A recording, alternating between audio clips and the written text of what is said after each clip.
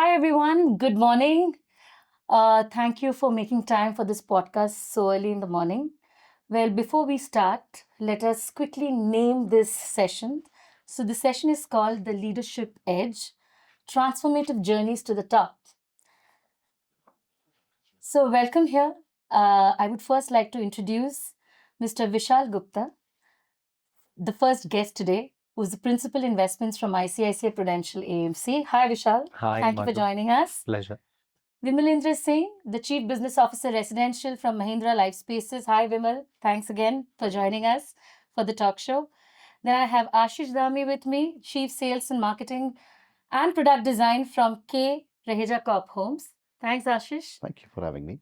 And Tejas Patil here, the founder of Arbour Investments. I think let's clap for each other for being here in the morning. Please help us with a small introduction. So, Madhu, I've been working with ICICI Group for 18 years. That is where I started my career. And they were kind enough to put me on real estate, and the sector has grown so well. And I'm grown with the firm in the sector. So, yeah, so that's been me. So, I currently lead the office real estate acquisition strategy at ICICI Prudential. Vimalendra Singh, I'm the Chief Business Officer Residential at Mahindra Lifespaces. So I manage the overall residential business from a P&L perspective for the company.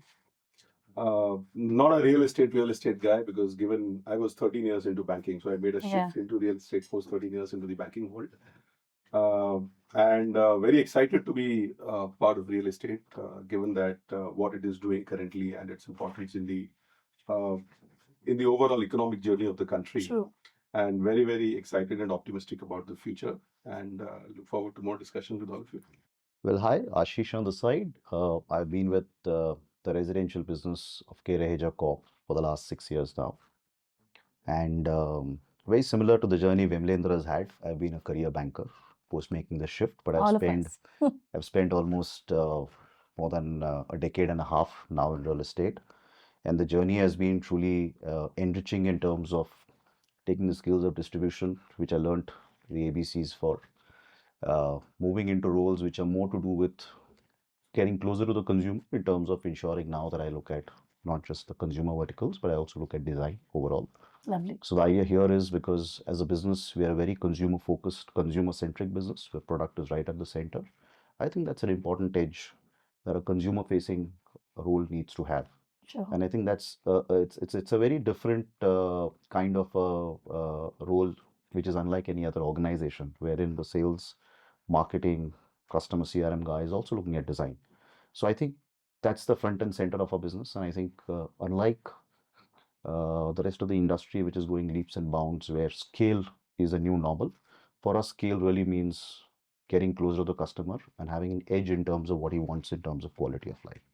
So that's been my journey here, and it's an exciting journey that I'm having. Great, lovely, great to know. Hi, good morning, everyone. Good morning. I've been into finance and real estate right from the start. It's been 18 years now. Started my career as a capital market specialist, then into wealth advisory. Sanctum, big role. Then as a fund manager, then Sanctum as heading the real estate vertical. But all throughout, I've been on the investor side, okay, and also on the real estate side. So we started Arbour more than 3 years ago now. The idea was to implement all those learnings that we've had in the last 18 years and see that we have a business model which is robust and sees the future very strongly, and able to move along and implement those earnings really well. Lovely. Thank you so much for this great introduction, all of you. Amidst the pandemic challenges, ICICI Prudential Commercial Portfolio managed to avoid vacancies and even experienced 10 to 15% of rental growth. Correct me if we have our facts right, under your leadership. What strategies did you employ to ensure stability and growth during such uncertain periods?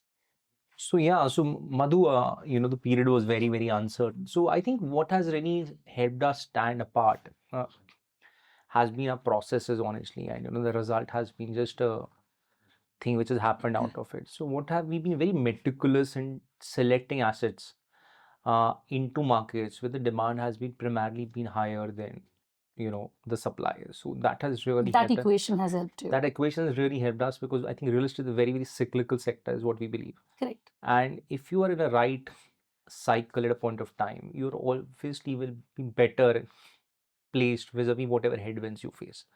So that is number one, which helped us. And second, I think we're very, very active managers at the firm. We have ears really close to the ground at our end, and we're very nimble-footed, being a domestic firm. So the decision making is very, very quick at our end. So getting data in, understanding what's really changing helped us. And I think with this process and our ability to select those markets where there was no supply, tenants knew that had they vacated these premises, they will really not get anything. And a little bit of luck at our side, we were able to. So perhaps if I put it in right management words, like a spin strategy that you perhaps would have used in terms of situation analysis, kind of probing, understanding, drawing inferences, and then coming up with the right solutions, timing the market, as you rightly said. Yeah, so basically being fundamentally right, and even when there are headwinds, we were able to navigate better. Mahindra Zen, Bangalore's first net zero waste plus energy residential project, it witnessed a phenomenal response. As we understand, selling 150 homes totaling to 350 plus crores is what your media talks about, in value in just about 2 odd days. What do you believe resonated most with the buyers in this particular project? Could you share some insights on that? Yeah. So the latest information is that we are all sold out in that particular project. So that was an old media bite. But let me talk about sustainability. And I think Mahindra Lifespaces as a company, we take a lot of pride in saying that we are the only company which is completely green. In a sense, the entire portfolio is green. And over the last 2.5 years, there's a specific focus on net zero. Now, what do you mean by net zero? Obviously, there will be certain pluses, minuses, but eventually it should be a self-sustaining project. Now, in the net zero scheme, there are 3 major components, which is net zero water, net zero energy, and net zero waste. Okay. Right? And we strongly believe, and that's part of our RISE strategy, is that we borrow this planet from our future generations. There's a lot of responsibility that we owe to all the future generations which are going to come up, right? And we can't be simply saying that, hey, in our lifetime we'll be consuming all the resources and we'll leave none for the future generations. Think of our kids, right? What are we leaving them better off, or are we leaving them worse off? I mean, that's the thought behind it. So everything that we do from a sustainability perspective is not necessarily market driven. It is not necessary to say that, hey, because I'm a sustainable project, I need to get an extra premium from the consumer. It is frankly very much a need of the hour. It is a need of our times, and it is a responsibility. And I'm glad a lot of my fellow competitors in the industry have started to travel on that particular path. And I'm very, very confident that net zero is not going to be a variable, it's going to be a constant. Was there a moment when things went hilariously wrong, and how did you handle it? So, we wouldn't be where we are if we had not goofed up in the past. If you have not goofed up in the past, means you haven't tried enough. So any particular thing that you can share with us? There are obviously many things. I'll give you an example from very early in my career, very, very early in my career. I passed out from IIM Ahmedabad. And generally, on a lighter note, I can say people who pass out from IIM Ahmedabad think that will become CEOs in whatever next 3 years, 4 years. It doesn't happen. 21 years down the line, we are just still waiting for that to happen. So, given that I was a management associate in Citibank, I was invited to attend the management meetings, and the early Rush of blood, and full exuberance, I would put it to that. Yeah. And when I was sitting in that management committee meeting, there was a sales head, very, very senior guy, was making a presentation about credit cards business. And obviously, Citibank credit cards those days were absolutely the best. And we were giving free credit cards, right? No annual fee and things like that.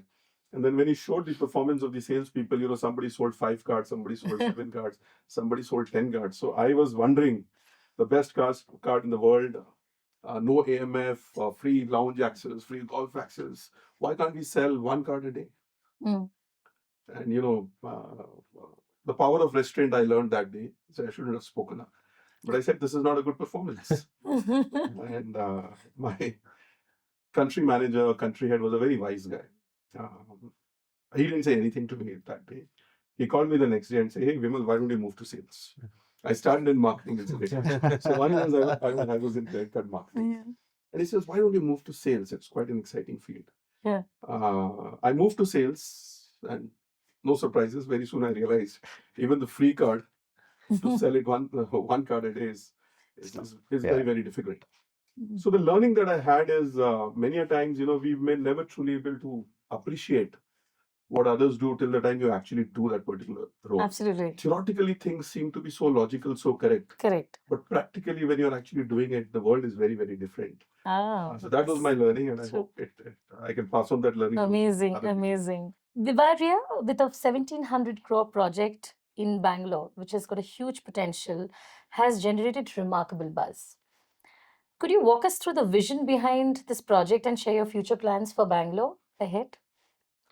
Well, I think, the residential businesses, Raheja Corp, certainly has this powerful brand.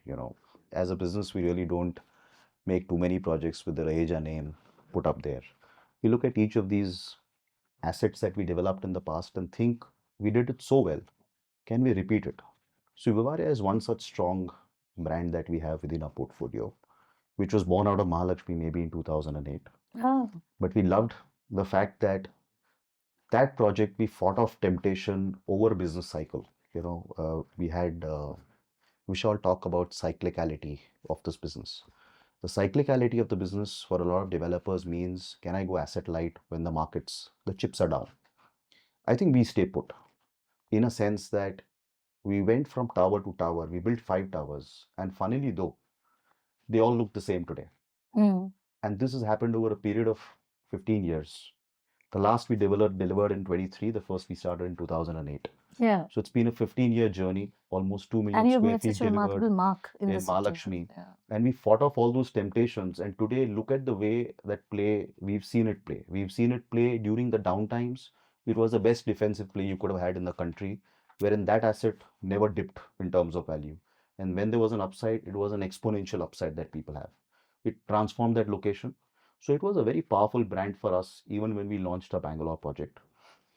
A project here at Bangalore has a lot of similarities to the Mahalakshmi Vivaria that we carry. Okay. Notably, these are all expansive spaces. An average sellable area would be in the sale of about 3,000 to 3,500. So there are multi-crore homes that we are selling here. We've ensured that we've not degentrified this project one bit.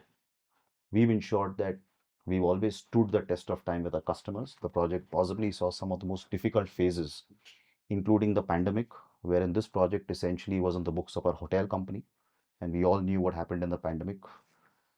You will be surprised to note that there have been about 100 residents of ours who've chosen to be with us through thick and thin over the last many, many years. So what did you do to build this loyalty? No, I sense we were as transparent as possible when we Okay. got hit with a regulatory surprise. I think we were frank enough to tell them, hey, if you stay with us, we're happy to keep you. And hey, if this is your opportunity cost, it's not that it's going to be a lose-lose. It's going to be a win-win. If I am in this project, I'm also willing to share that opportunity cost with you to a certain degree. And a lot of times we've seen customers truly are cynical of the term developers, right? Let me put it, builders. That's the way we were historically known. I think they're cynical of that term because nobody trusts you. But I think here is a classical example where almost 70% of our audience who bought with us chose to stay with us all through thick and thin. Today we are on a stage where we've received the occupation certificates of 9 out of the 11 towers. None of our customers want to exit. They've ridden this wave. They want to still stay with us. They think that this project is worth its weight in gold. And let me tell you, after 8 years, 9 years of staying with us, there is technically no need of consumption, because given these large sizes, these are meant for end use. They're not meant for investment. So it is important to understand that for each of one who stayed with us, they actually thought that while I'm not going to stay there because my needs have been met over the past many years, I still would like to keep it for estate or whatever otherwise. Okay. So I think that's been the very bedrock of the brand Vivaria. And I think we hope to deliver this later this year, and we hope it keeps getting I'm sure. in a state which is only bettered. because for us, it's not just the project, it's also the community. Yep. And the community in Mumbai, Vivaria, is one of the top-notch communities considered in the city of Bombay. And we hope the You're Korean able to community emulate the will same able to thing. emulate the same in Mumbai. Great. Beyond the boardroom, leadership lessons from the top. All right. We have with us Mr. Shridhar, a visionary leader at Hiranandani Group, Mr. Sachin Tagra, the strategic mind behind JSW Ventures, Ganesh KC, the financial stalwart at Pratithi Investments, and Sree Priya NS, a pioneer in family office services at Entrust Family Office. So, Bluestone's recent funding that you've done round has set the stage for its IPO. Looking back, is there anything you would have approached differently here in the deal? Okay. So I would say, so we've been lucky to get a lot of these opportunities coming our way because we don't chase deals. So when this came by, we did our diligence and we found a lot of things which tick the boxes, right? Right from the understanding of the whole market space by the entrepreneur and what's stopping him from scaling, right? And what he, how he knows that how the unit economics work. Right? Sure. And those gave us a lot of confidence. So I don't think I would have changed anything. And I would also say that we also got, when we looked at it, there are similar opportunities which we could have invested at that point in time, which we didn't. But Any because we particular don't, reason, or we you were... don't chase deals, right? If it comes and if it comes at the right valuation, right? So you cherry pick it as per your... Yeah, but we keep having conversations. It's not that we're going to miss out because they will anyway raise money in the next Sure. round or even after that IPO, right? We want companies to go beyond and run, live, Yeah, live we for have to go 100 beyond years, the right? early stage and go to Correct. Yeah, growth so stage. you play the 100-year equity story of that company. Right? True. It's a very True. interesting case study, Bluestone. I know. What a turnaround story. This was the business which was about to get shut I know. 4-5 years ago, Yes. and the way it turned around. And I nobody think really knew about the brand that well. It played, it That's- underplayed, or I Just don't to know. add to that, Yeah. the reason why it was going through was because of the guys on the cap table Mm. also having a peer pressure, right? You had people who were cash burning, and I don't want to name, but there were brands who were actually doing much faster burn and growing faster. And then you have phenomenal pressure on the entrepreneur, right? Should I do the same thing or should I do? Chase profitability. Yeah, chase profit. That's a key challenge if you see in today's context. A lot of these companies, even I have one or a couple of them, where the peer pressure in terms of either chasing and growth or chasing profitability. And then Correct. it becomes the equation and the composition of the investor sitting on the board and their mindset. So as you rightly said, it's all about the time that you get in and how the entrepreneur or the ecosystem is convenient and comfortable with you. And if you understand, like look at Lenskart, and I was looking at Meenakshi Sundaram and TCM, and then he was talking about how the guy was at a threshold where he said, should I go for this or leverage more? It was the investors who told him go ahead and do it. So that was the Sure. comfort that he got. Sure. So it makes a huge impact as to who the investor is in turning around the corner. And I True. think that's probably what And helped Bloom just to stop. add, just what I would, so even in Lenskart, so we are investors in Lenskart, directly as well. The point is that the growth story is much higher, right? So whether I got it when it was just in the early stage or not, I can play the IPO story and it's next Correct. 25 years of Correct. equity story, right? Correct. The entire market, they've just scratched the surface. Yeah, And it's global market as well. True. The personalized approach that you have adopted rather for ultra high net worth clients, it's remarkable, which we all know. I mean, I saw from the where the AUM came in, how you have kind of multiplied. Is there any particular strategy that you would like to further improvise to take this and reach the next milestone? Okay, so we have grown in a very organic way till now. It's purely based on relationships, which Raj Mohan, the founder, myself, and few other colleagues of ours have, and which we kind of developed and now become a part of their family, like a family office now. So the way to scale is only by acquiring new talent, which is the most difficult in our business. And people who would stay. Stay. So the Clients have right become talent- smart. They don't move now. Yes. Yeah. No, clients are still okay to move with the right person. That's what the whole industry is facing. Yeah. When RM moves from one bank to another, the money moves. Family moves. Yeah. But hardly few percentage. I don't think holistically he's able to move the entire portfolio. No, actually, Is the it? numbers statistics will tell you that when the Yeah. RM moves, the money completely kind of moves. Yeah. Unless you have a strong banking relationship with My assets. man moved from Stanchart to HDFC to DBS. He moved my money and finally I put a stop to it saying, you go wherever you want. I should have Let such me-" clients.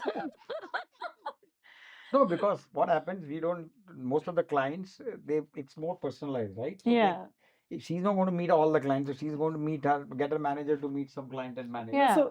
So we are at a stage where we are at a cusp. We right now have a direct relation with every client. Great. But if we have to scale, we obviously have to go to The correct. talent search and hire Correct. RMs from the Correct. market, where again this could be a possibility.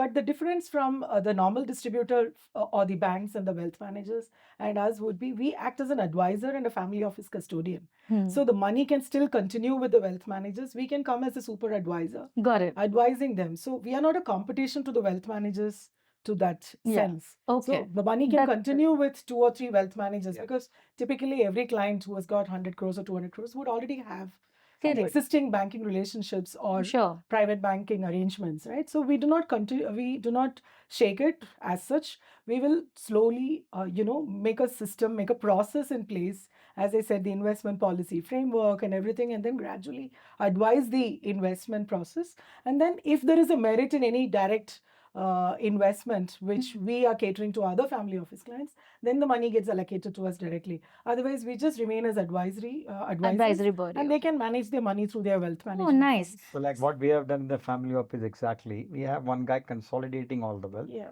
but we have 3 different wealth managers out of say 400 crores to 300 crores. And then Hmm. and then we have our internal family office, very bare minimum team. So something that we manage, but we are single family office. so we are And the able to do- multi-families, there's a Whereas they are difference. doing a multi-family office, I think what she's suggesting makes Yeah. a lot of sense in terms Yeah. of as a product and service. Leaders of impact, stories behind success. So we have Mr. Siddharth Roy Kapur here, founder and MD, Roy Kapur Films. We have Pavan Ranga, Chairman, Ranksons and Director, NR Group. And we have with us Hiroshi Nishijima, CEO of Zoomcar. Thank you, all of you. So welcome to this podcast by Brand Talk, and I am your host today, Madhushree, who is the founder and CEO of Brand Talk. And today we have an incredible trio of leaders joining us. Straight away asking you, Siddharth, your work has reshaped storytelling in the entertainment world. How do you balance creative freedom with business side of filmmaking? Yeah, I think that's an interesting question when it comes to any creative industry, right? Because you're always trying to balance art and commerce, and there's that sort of delicate balance that you need to maintain between the two. True. I think the first thing is to stay humble about not resting on your laurels of the past, because I mean, all glory is very fleeting when it comes to any creative business. Yeah, And I think you really need to start from ground zero on every project. true. And so don't be weighed down by the baggage of past scar tissue that might be caused by either success or failure. Because very often we tend to have those mindsets when we react to a creative, piece of work.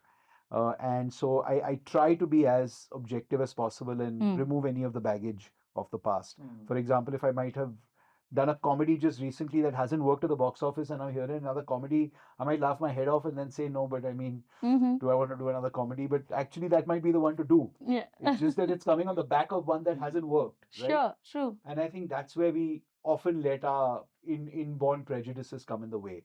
I think also it's about not putting people into boxes and not presuming that because someone is business, they don't understand creative, or someone is creative, they don't understand business. And so just trying to deal with each individual as they are. And even each project as it is. Yes, exactly. So that's worked for you, you're There's saying. just a few things that one has to keep in So mind. most of your films have done so well commercially. Is it this reason particularly that you have a perfect blend of the commerce and the creative side to it? Because a lot of filmmakers today, they are very emotional about their project. And in that emotions, they also lose the math. And that's where a lot of films don't do well. So you have any thoughts to that? I think the producer has to be the catalyst, and you have to let the director be really passionate about the project because that's their job, right? True. If they aren't passionate, they aren't feeling emotionally invested, then they're not, going to be Hmm. giving it their all. You've got to be sort of the rational voice in the room when it comes to guiding it towards a direction that might be more market oriented, at the same time without demotivating the creative people involved in the process, and sort of ensuring that you maintain that delicate balance all the time. So I'd say emotion and passion are very important in the business I'm in, and actually I believe in any business, right? But you just have to be the right kind of catalyst in that process and not veer too much one way or the other. So, moving to Hiroshi, I have a question here that your journey spans continents and sectors. From consulting to leading major app based mobility platforms. What's the biggest leadership lesson you've learned in the fast paced industry? And can you share a bold decision that turned an idea into reality? I think broadly, my role hadn't changed that much since I moved from consulting industry to startup, because consultants basically serves to CEOs. Helps CEOs to facilitates or guides or facilitate advise, and help rather. to. Yeah. So basically, CEOs is like people who always have something in their mind, right? I want to go to right. So then the consultant's role is to not to tell him to go to left, right? It's a role is to help him faster to go to the right hand side. True. So that's the role. And then when I moved to tech industry, I reported to CEOs, founder CEOs. They are essentially the same as like a big company CEOs. They have always like tons of things they want. Oh, I want to do this. I want to do this. I want to do this. My role was to help him to get there, and sometimes slightly help him to prioritize things, because they have so many things in their mind. So in that sense, there's no big change in my mind. But after I was appointed as a CEO, it's a totally different world. ballgame. Totally different world. So I need to make a decision, or right hand side or left hand side, which side. Back in the early 2000s, mid 2000s, when I set up the electronics design and manufacturing outfit, I said, let's focus on engineered products for aerospace, for medical electronics, for oil and gas, because that's what India's strength is.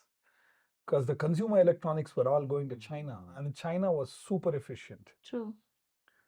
But then I realized as I grew and bid on global contracts, components pricing is a economies of scale game. Now, I didn't have the volumes in my business, but I had to be competitive. I didn't know what to do. So I put my mind and heart into possible solutions. What I ended up doing was I got one company similar to mine in every continent. Went to Brazil, went to North America, China, Vietnam, Europe, got us all together, built a back-end database consolidating all our component buys. Okay. Went and negotiated with the global big semiconductor guys and got world-class competitive pricing. Now, what that did was my competitors at my size had no way to compete with me anymore. And so we grew almost, this is traditional cutting-edge manufacturing, not a digital play. And we grew 10x in 5 years. Oh. Wow. It was humongous growth, humongous, profitable, significant growth. And I think that decision that I took, and we set up the central sourcing office in Shenzhen, and then Hong Kong. This, I think, made me feel very proud because, this was a key inhibiting factor. And I was able to crack that, and it made me feel very, very proud of myself, when these things happen. So that's, I would Amazing. say, one of the Amazing. prouder moments of my Thank you life. for sharing this big achievement. So, Pavan, with such a diverse career, ever had a moment where your wildlife photography or trekking adventures unexpectedly took center stage in a boardroom? We'd love to hear about a funny mishap from that. Well, to be honest, I can't think of one. I'll have to make up one, which I don't want to. But I'll tell you what, there's been a lot of mishaps in the boardroom. The funniest thing I can remember was, there was a shareholder conference, and the shareholders were asking some questions, and I was completely in another zone because I had just come back from a wildlife trip. My mind was absorbed in processing those photos and everything. And I gave them an answer that absolutely did not make sense to them, not to me. But luckily, these shareholders were private investors and it's not a listed entity yet. But they were looking at me, not knowing what to say. And I could see, and then I got a message from my cousin saying, "What the hell are you saying?" I was like, I don't know. I was just stunned. I didn't know whether to laugh. And then I was very honest with them, though. Then I said, "Look, guys, I'm totally zoned out. I have no idea what I'm talking." And these things have That's happened. good. That's Absolutely. nice. Hilarious. So, Pavan, considering AISL's focus on sustainable lifestyles, how do you see the intersection of alternative investments and industrial innovation driving major investments and progress in diversified sectors with like electronics and aerospace? I'll give you a perspective. I'll give you two perspectives. One, as an investor, when I look at, I run our family office, our entire family's family office. And every time we have a liquidity event, I'm talking to all the potential wealth management advisors or the investment banker intermediaries and so on. I think as an industry, we have a long way to go. We don't have sophisticated products for more mature investors. Investor is now a lot more, most investors are a lot more globally aware of what alternative investment instruments are available and possible. True. So this is one. The second thing is people who sell products, alternative investment products, the sales guys don't have a clear understanding Yes. of articulating risk. True. They know what is the return Yes. that is projected or estimated or targeted.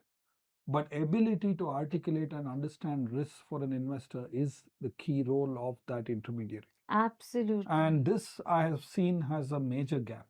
Yes. And we have an investment vehicle in Singapore, in US, and I've seen how those interactions go. So I think there is a way to go in alternative investments, especially for the more sophisticated investor community.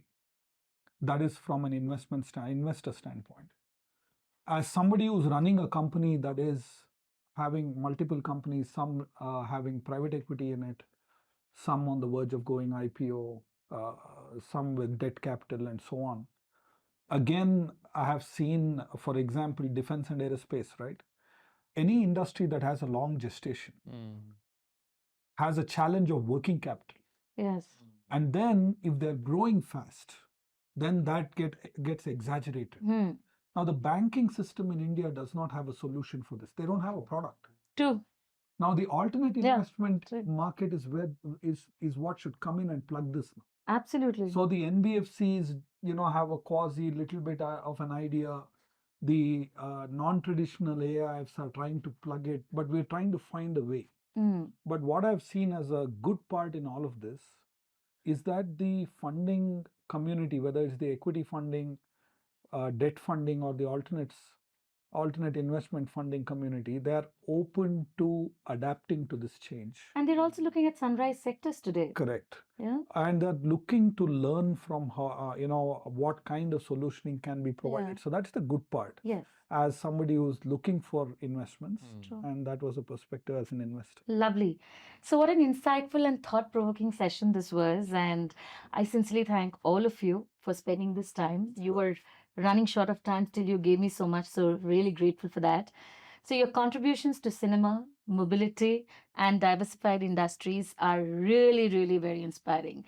So on behalf of Brand Talk and EISL, we deeply appreciate your time. Before we wrap up, let's capture this moment with a little photograph, commemorating this evening dialogue. Please join me. So the name of the podcast today is Sustainability in Action, Thought Leaders Who Inspire. All right. Podcast where we explore the stories, experience, and insights of visionary leaders like yourself who are shaping the future of industries and inspiring a new generation of change makers. I'm your host, Madhushree Dutta, CEO of Brand Talk, and today I'm proud to hear from you who have made a remarkable mark in your own field. Thank you. And my first question here to you would be that as an award-winning leader, you have guided Ethos Solutions to excel as an employer and also in the customer satisfaction bit. You've been highly focused, is what we understand. How do you cultivate this high-performance culture, and what personal challenges shaped you? What message would you share with the aspiring young leaders? Well, I think the first point is to lead by example. If you need a high performance organization, you also need to be high performing. Now, what do I mean by saying that high performing? High performing does not necessarily mean that you work the most or you spend the most hours in the work. That is not what I mean. I mean that, the high performance should get exerted from you as a personality. That would mean that the way you communicate with your people with a lot of energy, a lot of passion, no coldness whatsoever, the way you react to your people's say concerns, objections, their celebrations or their praise, the way you react, that energy that you reflect, the warmth that you reflect, the way you take the baton of a challenge in a crisis scenario. I always call myself as the battlefield manager. So that means that when you see that there are certain things which are slowing down or not happening, instead of sitting in the boardroom and trying to be critical about the person who is slowing it down, you jump into it and work with that person. And finally, you also give an example of how things have transformed yourself, whether you are say on time, or whether the PowerPoint that you make is all error free, or the impact, the way you present to a customer is very positive. All of that translates into what culture you disseminate down below to your team. Absolutely. It is It all percolates all down, and that's yes. That's what we talk about bird's view and understanding situation. Exactly, and it is like you cannot be holding a cigarette on your left hand and preaching about saying that smoking is injurious to health. Absolutely. It is not like that. So I think in corporate environment, in leadership positions, you really have to walk the talk. At least I do that myself, so that people do not have an option to say that no, he is not doing it and is telling us to do. So that's the first thing I would First say. thing. Great. Thank you for that piece. Now, to understand your perspective better, if you had to choose a role model today, who would you do and why? Well, there are many, and role models are always depending on what you are doing. But if I have to try and take a very 360-degree view of a role model that I would like to or I would like to mold myself into, it will be SBM, that is Sunil Bharti Mittal. And the reason being many. The reason being that he comes from a non-technical background, a commerce graduate, and building an empire of a telecom career, one of the best, that has to have something to take that organization to that level. But what impresses me the most, and that is my mantra as a leader, is that a leader is actually someone who doesn't have to know everything. A leader must know who knows it, and a leader must have the ability to command respect from those people who know it, so that they come together and build the dream that the leader wants to build. Sunil Bharti Mittal has exactly done that. That's the reason I really admire him. Oh, lovely. So I have one question here that's starting with you. If I talk about as someone who has led Ethos through a period of remarkable growth, how did the pandemic shift your leadership style? Also, was there any significant transformation in the way you fostered a very high performance environment post pandemic? So as I said, it is your organization is made of people. Whatever technology you put, whatever automation you put, you will have people who would be around to run an organization, the first thing that I did, and I continue to do, is to reach out to people. I remain very accessible, and I'm largely aware about some of or most of my employees, where they come from, which car they drive, for example. Or a lady employee is there, their kids are studying in school, and things like that. These are just small things. And I think the power of keeping your hand on one of your male employee's shoulder has got immense magic.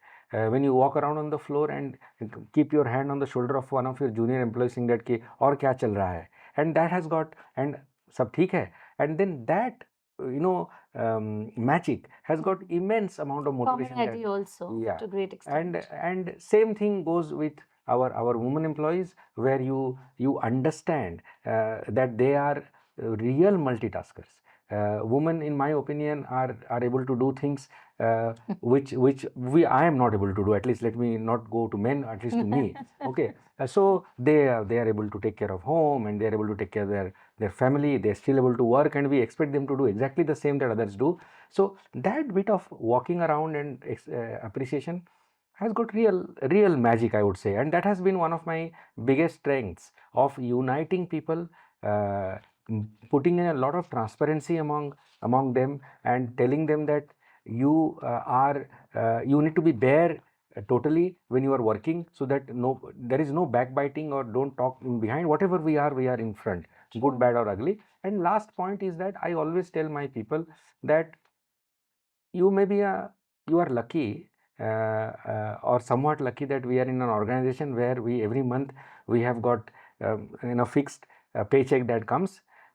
If you had you been an entrepreneur, we would have had a different mindset altogether. Ask me. But at the same time, I tell them that you can think like an entrepreneur. Yeah. It's the best of the both worlds, and that worked pretty well. My True. people understood business very well. They understood the significance of lapses, significance of doing good work very well. These are the two aspects. One is reaching out to our people, and second one is telling them that you are also an entrepreneur in your mind, and think like that. Whatever you do really had a very big impact, I would say. Very nice. So my last session and question for the day would be, AISL has been a platform that brings thought leaders, like you rightly said, content, creating spaces for knowledge exchange and collaboration. We'd love to hear your insights on the value these type of forums provide, and any advice you have for leaders or how to maximize these opportunities. So first and foremost, I think, I always say this, and I will say it again today, that if businesses were happening remotely, then aircraft would fly only in holiday season. The very reason that why aircrafts are flying every day, and largely the revenue of aircraft, is because of business people. That means we need to meet to do business. That is for sure, it's non-negotiable. Well said. So if that is what has to be believed, then forums like what AISL is doing is definitely very important for us if we are in business and if we want to conduct business. That's the first point I would like to make. So is it relevant? Does it have to happen? Does it need to continue to happen more intensely? Answer is a definite yes. There is no two ways about it. The second part of your question, we are talking about what suggestions, rather, I would say. I quoted you Coppola's that statement in one of the award ceremonies. He said, great movies have got great scripts, and give me great scripts and I make great movies. I think that programs like yours, if they have got great content, in 1 day or 2 day or 3 day program that you are doing, and content, what I mean to say here is that if, let's say, we are having a panel discussion, or we are calling a speaker, and if those panel members or those speakers have got amazing amount of content which can connect with the crowd and which they can relate, your program or such programs would be very relevant, very important, and very, very business centric. So did you feel that today we have been able to achieve some bit of success in what you're saying? Yes, and what I also observed, that AISL mixed business, rather I would say AISL viewed this program, viewed business all across. So movie industry is also a business, startup is also a business, IT organizations like ours is also a business, and I see all film production is also a business. I saw Siddharth also here. So I think this is the real thought leadership that you are bringing in. This is how it needs to be. That everything, I go on forums and speak on, let's say, HR as business partner, human resource as a division. People think that they are support functions. I think they are very business oriented. They really are important for business. Likewise, in today's program, this is my one clear observation, differentiator, I would say, that you could mix it. Thank you. Really, Thank very you. good. That's a great testimonial from you. And our endeavor would be to do better every year with every edition. Yes. And with people like yourself sharing such great insights, I'm sure this is going to be a successful journey for us as well. And I must not stop by saying the amazing amount of energy I saw yours today, and the amazing amount of energy that your team has been doing for last many days. The way they are following up, the way they are reminding, just you wake up at 2 o'clock in the morning, but don't forget about AISL. Awesome. I would say great work. Thank Great you, work. sir. Thank you so much. So we now come to the end, and thank you for this great, insights. And we'll end this session with a photograph together as Okay, memory. Sure. Thank you. You It's have my pleasure kept. to be here. Thank you, sir. Thank